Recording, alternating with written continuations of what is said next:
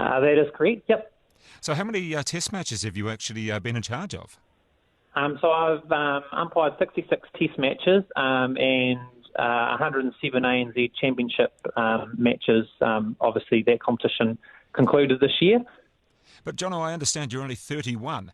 When did you start umpiring? I remember you on the side of the court there. You must have been incredibly young. Yeah, so I started umpiring at 15 years old, and I've been an international umpire for just coming up 8 years. That is a long time, no matter who you are, and to think you're only 31 and you've already been the most capped New Zealand umpire. And you've also got a lot of respect as an umpire as well. I mean, I can't recall how many awards you've won, but it seems to be an awful lot of them that you've won as our best or certainly one of the highest rated umpires in New Zealand. Yeah, well, I mean, I don't umpire for the rewards. I've always done it for the love of the game, and it's always nice to get recognition because, as you know, officials in any sport are often the unsung heroes or are talked about when things go bad rather than for positive things. So, look, I'm really humble and thankful for all that I've been able to achieve so far.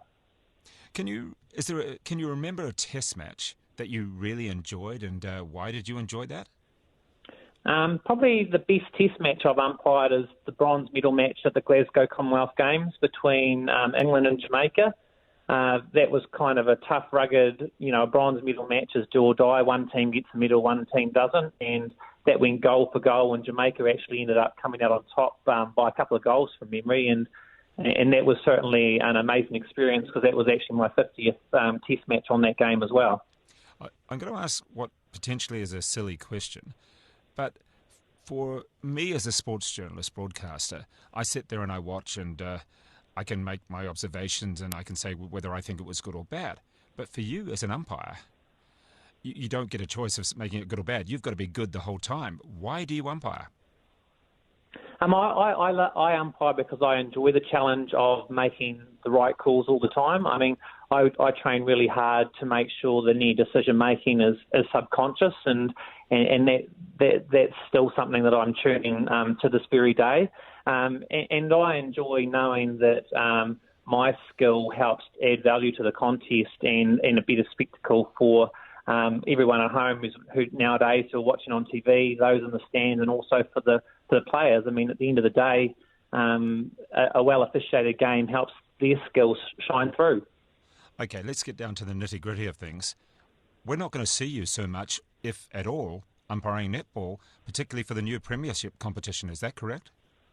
Yeah, unfortunately, that is correct. I haven't accepted a contract to umpire next year's ANZ Championship, and I'm disappointed that I'm saying this to you now, but I absolutely believe it's the right thing for me to do in terms of my the bigger picture of my life at this point in time, and who knows where things will go from here. So the new championship, which is wholly New Zealand, Australia has their own, is not going to have its best umpire or its most capped umpire taking part in it. And why is this?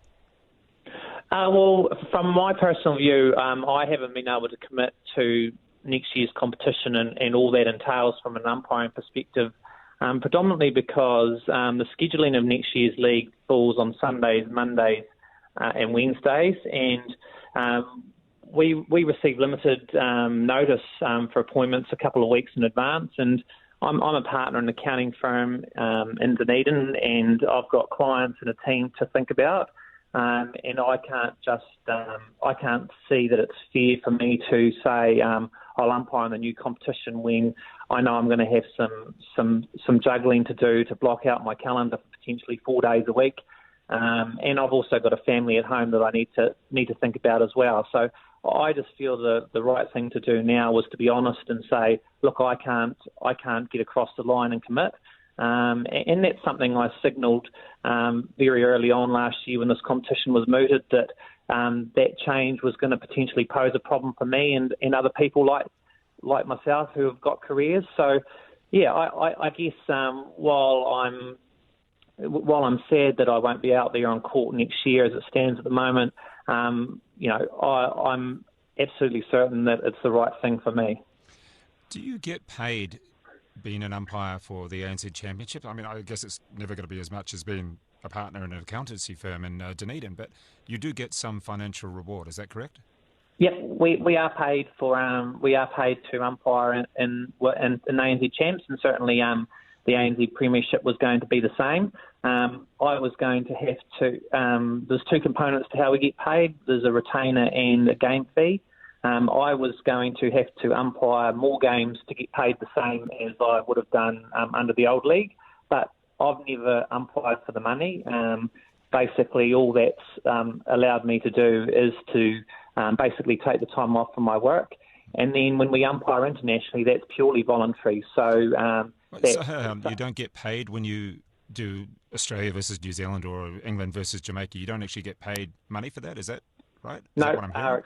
Our expenses are covered for those series, but there's no payment. So all that umpiring an ANZ Championship has allowed me to do is to then be able to accept those international fixtures, because if I had to take annual leave or leave without pay, I had some earnings from my ANZ Championship. And to be honest, I'm very lucky to be in that position, because my colleagues in countries around the world other than New Zealand and Australia, they're basically umpiring at an international level on a purely voluntary basis. Wow. I mean, we all understand that netball isn't quite in the rugby stage, and that's fair enough. We're not comparing them like that. But you'd expect a little bit more, that if you make it to the premier level, of course it goes club level, then I guess national, provincial champs, then ANZ Premiership as it's going to be called, and then to the internationals, that you would be getting rewarded accordingly.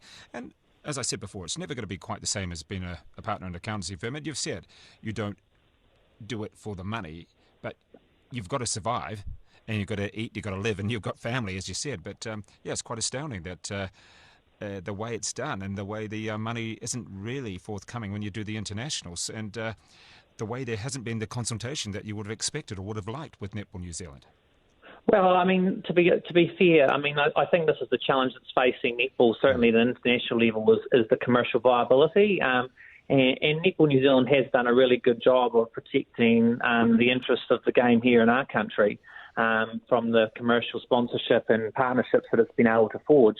I guess the challenge is how do we make sure that all the stakeholders in the sport can benefit from the commercial involvement and the likes of this new competition when it's been driven by broadcast revenue and other sponsorships, to make sure that the best of everyone, the best players, the best coaches, the best officials, and the best administrators can all do it justice.